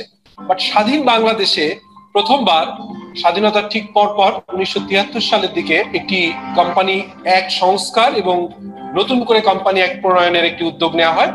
সেই ধারাবাহিকতায় 1979 সালে দেশের বেশ কিছু বিজ্ঞ আইনজীবী, স্পেশালি যারা কোম্পানি অ্যাক্ট নিয়ে কাজ করতেন, বেশ কিছু রিনাউন্ড চার্টার অ্যাকাউন্টেন্ট, গভর্নমেন্টের বেশ কিছু আমলা, এরা নিয়ে একটি কোম্পানি আইন সংস্কার কমিটি করা হয়। সেই কমিটি দীর্ঘদিন কাজ করলেও 1994 সালের আগে আসলে কোনো নতুন আইন প্রণয়ন করা সম্ভব হয়নি। বাট এখন যে আমরা কোম্পানি একটা দেখছি, সেটি হচ্ছে 1994 সালের প্রথম কোম্পানি অ্যাক্ট, এবং এখন পর্যন্ত যেটি ভ্যালিড আছে। এরপরে 2008 সালে, ঠিক গত তত্ত্বাবধায়ক সরকারের সময়, এই 1994 সালের কোম্পানি অ্যাক্টটিকে আরেকটু যুগ উপযোগী এবং সংস্কার করার প্রয়োজনীয়তা দেখা দেয়, এবং একজন বিজ্ঞ আইনজীবীকে প্রধান করে একটি কমিটি গঠন করা হয়, যেটি গত প্রায় 10-11 বছর বিভিন্ন professional institute like ICAB, ICMAB, ICSB সহ বিভিন্ন ট্রেড বডি, FBCCI, DCCI এদের সঙ্গে আলোচনা করেন। এবং ফাইনালি আমরা দেখতে পারি বর্তমান সরকারের ঠিক আগের ট্রেনিয়ারে, দ্যাট ইজ নভেম্বর 2018 সালে কোম্পানি আইন সংস্কার করে 2018 সালের কোম্পানি অ্যাক্ট প্রণয়ন করা হয়। যদিও এটি শুধুমাত্র মন্ত্রিসভায় পাশ হয়েছে, এটির এখন পর্যন্ত পরবর্তী একটি আইন করবার জন্য যেসব স্টেপ থাকে, দ্যাট ইজ সংসদে পাশ হওয়া এবং সঙ্গে সঙ্গে রাষ্ট্রপতির স্বাক্ষরের জন্য আমরা এখনো আরেকটু অপেক্ষা করতে হবে। এই কোম্পানি অ্যাক্টটিতে একটি ইন্টারেস্টিং পার্ট আমরা দেখতে পাই, সারা পৃথিবীতে ইজ অফ ডুইং বিজনেস বলে একটি ইন্ডেক্স আছে, যে ইন্ডেক্সে বিজনেসকে প্রমোট করার জন্য, বিজনেস কিভাবে আরো ইজি করা যায় এই লক্ষ্যে কাজ করে। সেই ইন্ডেক্সে আমাদের অবস্থানটা অতটা ভালো নয়, আমাদের অবস্থান 170-এর উপরে। সো এই ইজ অফ ডুইং বিজনেসের ইন্ডেক্সকে আমাদের আরো বেশি সাফল্য আনার জন্য একটি দাবি ছিল। আমরা দেখেছি যে ওয়ার্ল্ড ব্যাংক, IMF বিভিন্ন সময় রিকমেন্ডেশন দিয়েছেন যে বাংলাদেশের কোম্পানিগুলোর একজন ওনার বা একজন ডিরেক্টর নিয়ে কোম্পানি তৈরি করার। সো এই কোম্পানি আইনে যে সংশোধন হওয়ার পরে 1918 সালের যে কোম্পানি একটি এখন প্রস্তাবনায় আছে, এই কোম্পানি একটা একটি অন্যতম উল্লেখযোগ্য অংশ হচ্ছে এখানে 1% কোম্পানি, দ্যাট ইজ ওপিসি নামে একটি নতুন ধারণা এসেছে। সো আমরা দেখতে পাচ্ছি যে কোম্পানি আইনকে আরো বেশি যুগোপযোগী করা হয়েছে এবং সঙ্গে সঙ্গে 1% কোম্পানি ফর্ম করার যে বিধানাবলী রেখে নতুন আইনটি পাশের জন্য কার্যক্রম পরিচালিত হচ্ছে।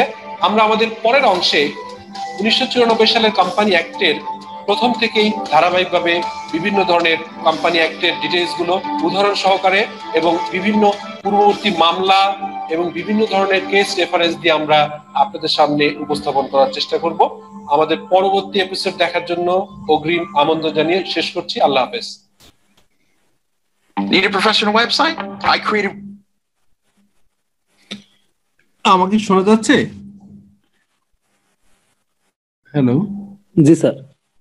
আচ্ছা, এই ভিডিওগুলো অলরেডি মানে এভাবে আসলে গুছানো কারোর কাছে নাই। আমাদের প্রত্যেকটা সেশন, কারণ কি 10টা সেশনে যেমনি শেষ করা যাবে না, এখানে বলেন তো প্রথম কোম্পানি আইনের তৈরি করার প্রথম উদ্যোগটা কত সালে নেওয়া হয়েছিল বলেন তো?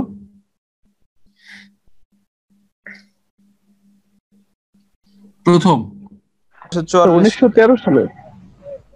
না, এটা হচ্ছে 1844 সালে প্রথম। 1844 সালে, হ্যাঁ, ব্রিটিশ স্টেট বডিটা। পরবর্তীকালে 13 সালের যে আইনটা, ওইটাও ঠিক আছে আপনার কথাটা। 1913 সালের মূলত প্রথম হচ্ছে আপনার কোম্পানি অ্যাক্টের ইয়েটা হয় আর কি, বুঝছেন, প্রথম আসে, যেটা হচ্ছে যে একদম সেই ব্রিটিশ আমলের প্রথম যে আইনটা। সো সেই আইন আস্তে আস্তে করে চেঞ্জ হয়ে এখন যে আইন আছে এটা। তো এই হচ্ছে আমাদের মোটামুটি আজকের সেশন। এখন যদি কোনো কোশ্চেন থাকে ইউ ক্যান শেয়ার। হ্যাঁ, আমরা আমার মনে হয় যে আমরা যদি কোনো সেশন ইয়ে থাকে আমরা উই ক্যান ডিসকাস। আপনার যে কোনো কিছু আমার মনে হয় যে আপনারা জিজ্ঞেস করতে পারেন।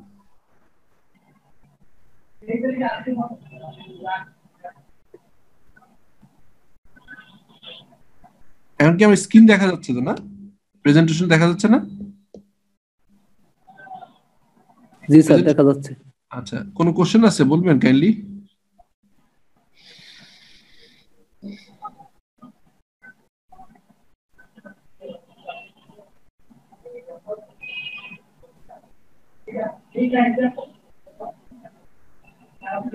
যদি কোনো কোশ্চেন না থাকে তাহলে আমরা আজকের মতো শেষ করি। হ্যাঁ, আমরা নেক্সটে একদম সেকশন 1 থেকে শুরু করে আমরা এগুলা ডিসকাস করবো। আজকে ওভারঅল একটা ওভারভিউ দিলাম।